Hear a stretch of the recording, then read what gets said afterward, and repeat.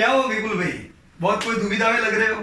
क्या करें सर, मैंने जो इन्वेस्टमेंट किया है वो बढ़ ही नहीं रहा है। ओके। पिछले 11 महीने से मानो स्मॉल कैप और मिड कैप तो आधे ही हो गए। ऐसे में मैं इन्वेस्टेड रहूं कि निकल जाऊं, उसी टेंशन में हूं अभी। ओके, तो आपका अभी दुविधा चल रही है, माइंड में कंफ्यूजन है कि भाई मैंने जो इन्वेस्ट किया है वो बराबर किया है कि नहीं। Yes yes right. और आने वाले समय में क्या होगा, पॉलिटिक्स, इलेक्शन सामने है। इलेक्शन है। ओके, कोई बात नहीं विपुल भाई, चलिए आज हम इस चीज पे चर्चा करते हैं कि ऐसा कैसे इन्वेस्टमेंट प्लान बनाए कि जो प्लान पे हम लोग टिक पाए और वो बहुत ही सिंपल हो। राइट, सही है। ओके सर, लेकिन सर आपके चर्चा चालू करने से पहले मैं आप सबको ये बताना चाहता हूँ कि हम सबकी जो ये चैनल है उसको आप लाइक, सब्सक्राइब और कमेंट जरूर दें। ओके, यस विपुल भाई, चलिए मैं जो समझा रहा हूं उसको थोड़ा समझने का प्रयास कीजिएगा। मैं ये चर्चा को थोड़ा सिंपल रखने का प्रयास करूंगा। राइट, फिर भी अगर कोई आपको क्वेरी होती है यू कैन कमेंट, आप पूछ सकते हो। राइट, चलिए ये आज की इस चर्चा को हम लोग 3 स्टेप में डिवाइड करते हैं कि ऐसा इन्वेस्टमेंट प्लान हम क्या बनाए कि जिससे हमें कॉन्फिडेंस रहे और हम उस पर खरे उतर पाए। राइट, मैं इसको 3 भाग में अगर डिवाइड करूं तो सबसे पहला स्टेप मेरा बनता है यहां पे विजन। जो आपने बताया कि मुझे कंफ्यूजन है, मुझे पता नहीं चल रहा है मैं क्या करूं, तो पहली चर्चा मेरे हिसाब से हमें करनी चाहिए विजन के ऊपर। Right, see what is the meaning of vision, कि मैं अगर स्टॉक मार्केट में पैसा लगा रहा हूं तो उसमें मेरा पर्पस क्या है। राइट, फर्ज कीजिए, एक मैं उदाहरण देता हूं आपको। आज ही हम लोगों ने आपको व्हाट्सएप पे या आपके फेसबुक पेज पे हम लोगों ने आपको कंपनीज दी है, दुनिया की टॉप की 15 कंपनीज जो तगड़ा प्रॉफिट करती है, सबसे बड़े प्रॉफिट करने वाली कंपनियां। उसमें ध्यान से देखने लायक चीजें ये थी कि वो कितना प्रॉफिट करती है, वो कौन सी इंडस्ट्री को बिलोंग करती है, वो कौन सी कंट्री की है और वो कब से काम कर रही है। ये 4 चीज पे आपको थोड़ा गौर करना चाहिए। क्यों मैं कह रहा हूं, देखिए यूएसए, अमेरिका 0.5 ट्रिलियन की इकोनॉमी थी 1960 में। कब? 1960 में। आज ये लोग बढ़ के हो चुके हैं 20 trillion plus economy. Right, China 0.5 trillion economy थी 1995 में, यानी चाइना कितना पीछे था अमेरिका के, ऑलमोस्ट 35 इयर्स।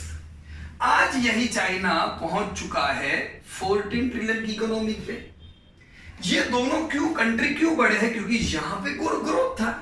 राइट, आज अगर आप सुबह के मेरे दिए हुए आंकड़े देखो, नॉर्मली ये चीज आपको कहीं से भी मिल सकती है, जस्ट अंदाजा लगाओ कि अगर ये 2 कंट्री है जहां पे जबरदस्त जीडीपी हो रहा है, जहां पे प्रोडक्टिविटी हो रही है, तो दोस्तों यही वो कंट्री है जहां की कंपनियों ने जबरदस्त ग्रोथ किया है। फॉर एग्जाम्पल, आज अगर मैं यूएसए के आंकड़े लूं तो अमेरिका में 10 से ज्यादा कंपनी ऐसी है जो 10 लाख करोड़ प्लस का टर्नओवर करती है, धंधा 10 लाख करोड़ से ज्यादा कर पाती है। 20 कंपनी वहां पे ऐसी है जो 1 लाख करोड़ से ज्यादा मुनाफा करती है।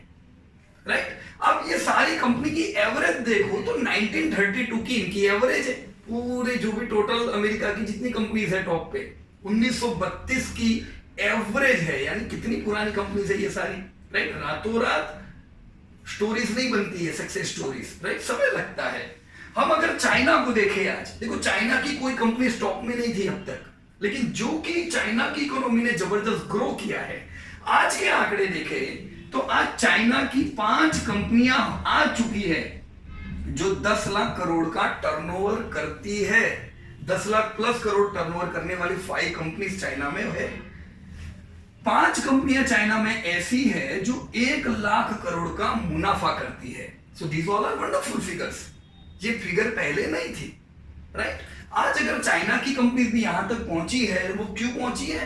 ओवरऑल इकोनॉमी बढ़ी है। दोस्तों, इंडिया की मेरा आपसे क्वेश्चन है, इंडिया की कितनी कंपनीज है जो 10 लाख करोड़ के टर्नओवर पे आज पहुंच रही है?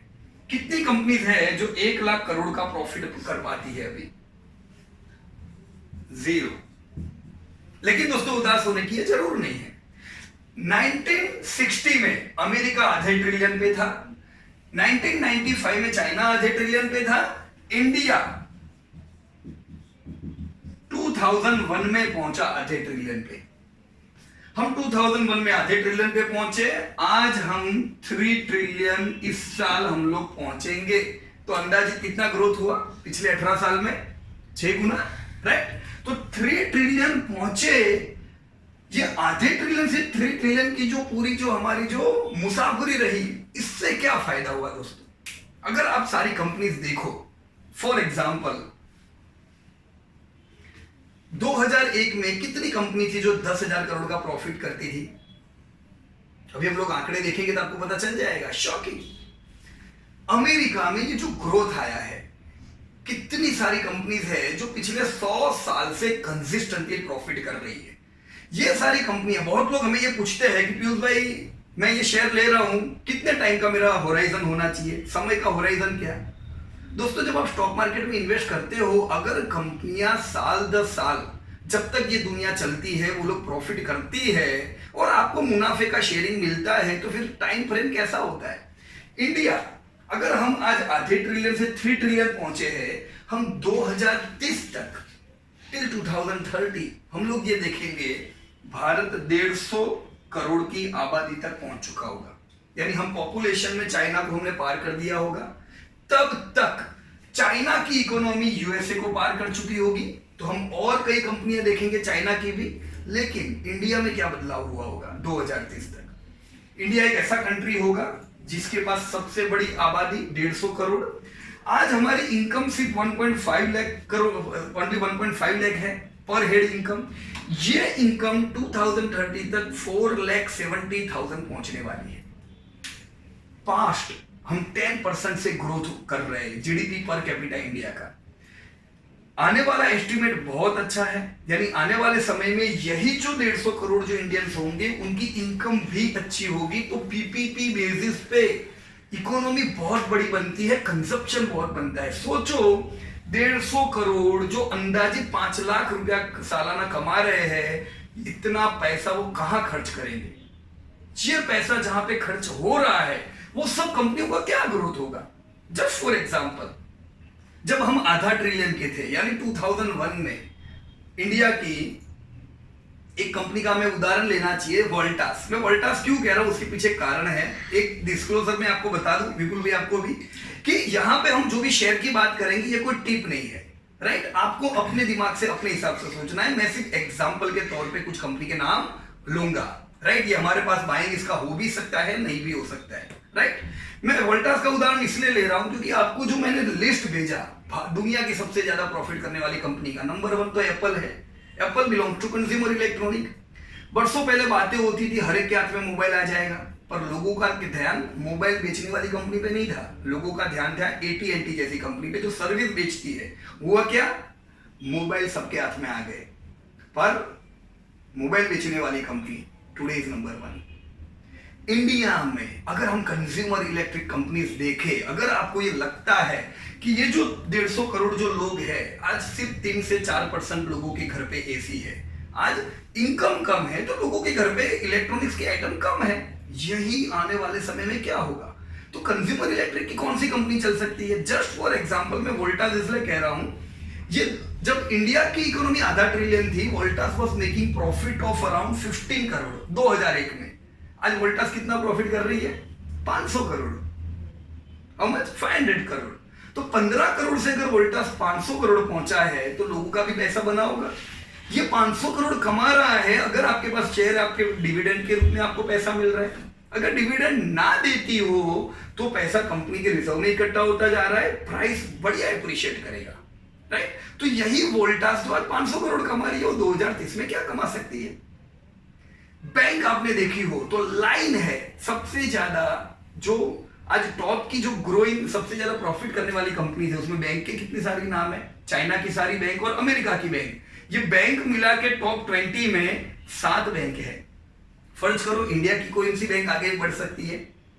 हाउसिंग फाइनेंस में कौन सी कंपनी आगे बढ़ सकती है, राइट। एक मैं उदाहरण के रूप में आपको अगर बताऊं, चलो HDFC बैंक जिसका कंसिस्टेंट ग्रोथ है, ये HDFC बैंक कुछ 200 करोड़ का प्रॉफिट करती थी, आज 18,000 करोड़ पहुंची है।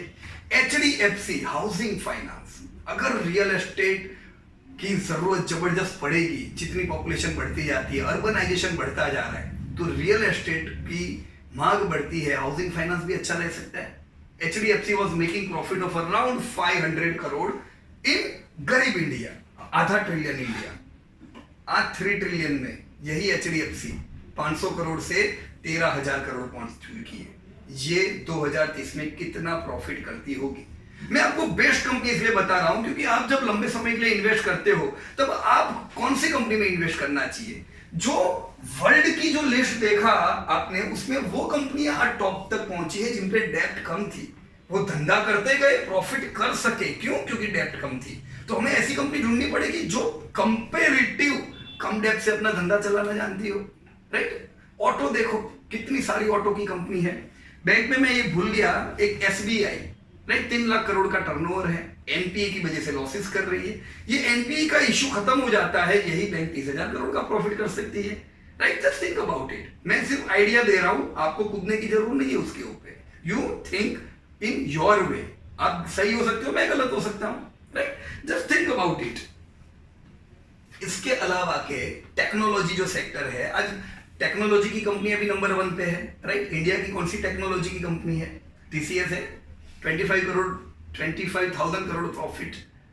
ये इकोनॉमी बूम होती है, ये TCS कहाँ हो सकती है? LTI जो छोटी कंपनी है वो कहाँ हो सकती है? We should think on this things.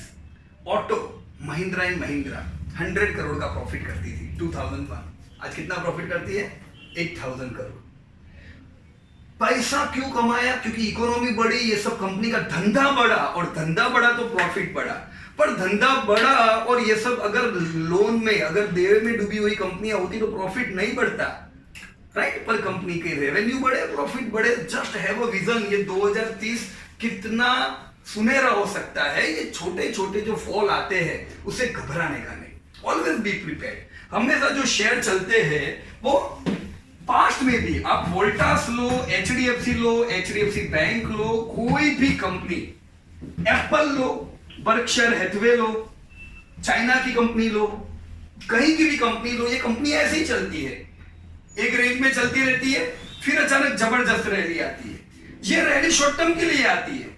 वो आराम 3 साल करते हैं, रैली सिर्फ 1.5-2 साल करते हैं, पर रैली में 4-5 गुना हो जाते हैं। फिर वापस रैली के बाद क्या आता है? आराम आता है। तो ये अगेन आराम कितना करते हैं? अगेन 1.5-2-3 साल करते हैं आराम। ये आराम के बाद क्या आएगा? Again rally. तो जिंदगी में याद रखो, कभी भी बोर नहीं हो जाने का। ऐसा नहीं बोलने का कि मेरा शेयर क्यों नहीं चलता है, ये बाजार क्यों नहीं चलता है। जिंदगी भर चलेगा क्या? हर तेजी के बाद आराम आएगा, आराम के बाद तेजी आएगी। लेकिन ये तेजी का फायदा उठाना है तो आराम में जब बाजार हो, यू शुड इन्वेस्ट इट। मैं आराम के समय बोरिंग घूमूंगा तो तेजी में कैसे कमाऊंगा?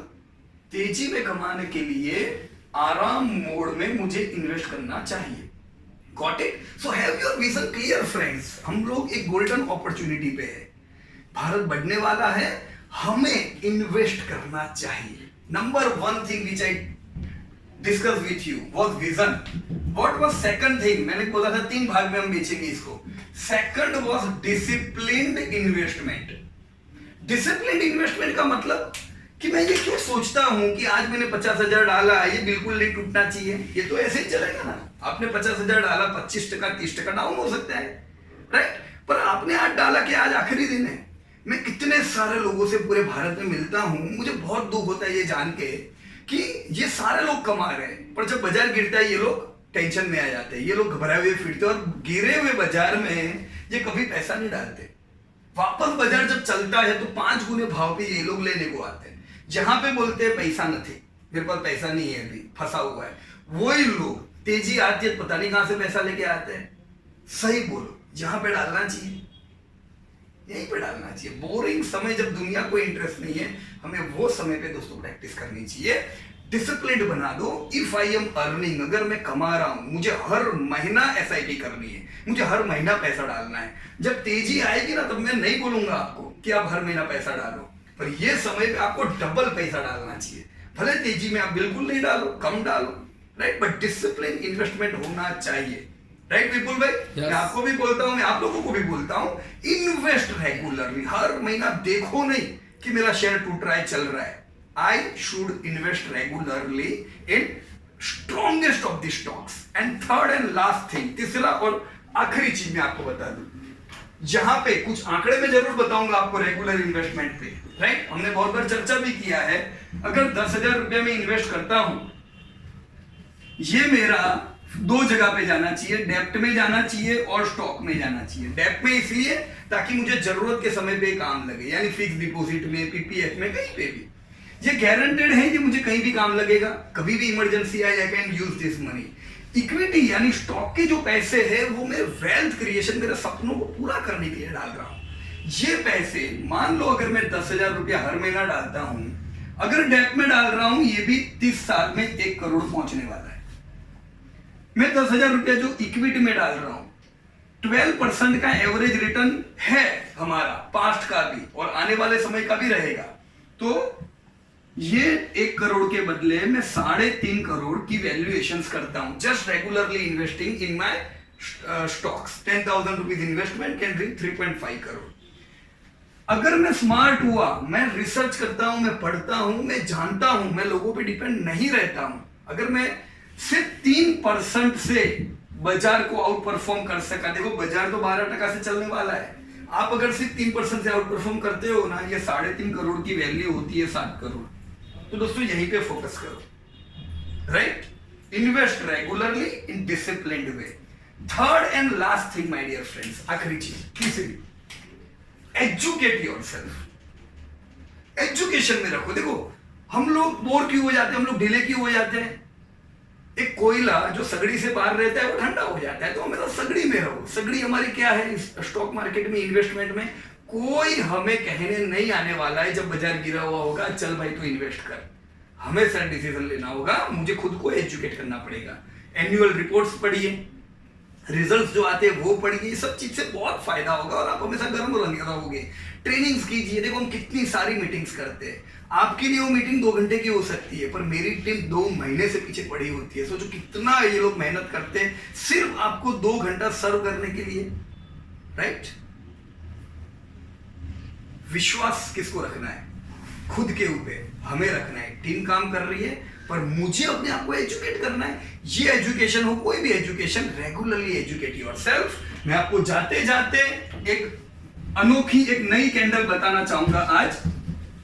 आप में से बहुत से लोग कैंडल स्टिक के माहिर हो कि नहीं? कैंडल स्टिक चार्ट एनालिसिस आप लोग वर्कशॉप में भी सीखे हो।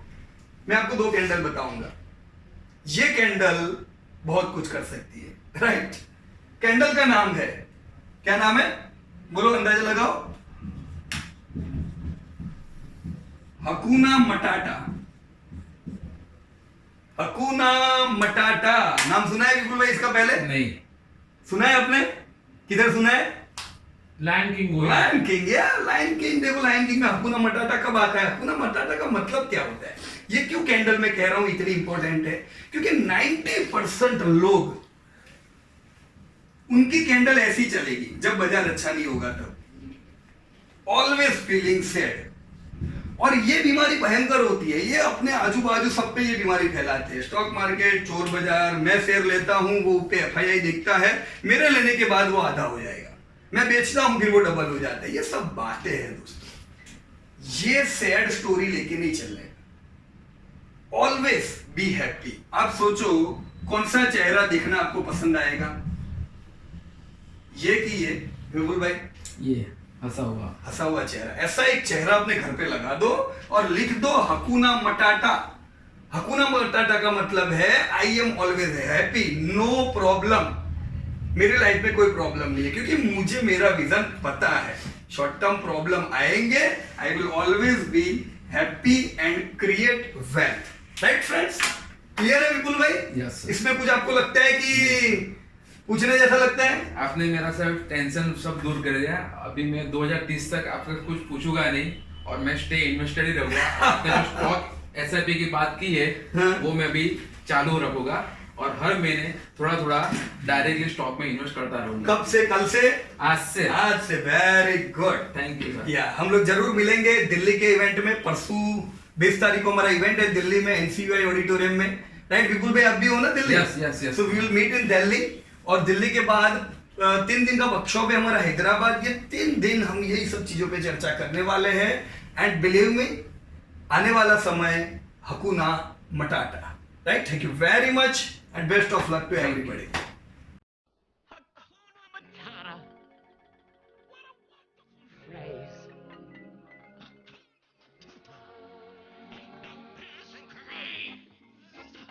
It means no worries for the rest of our days. It's hard to Hakuna Matata.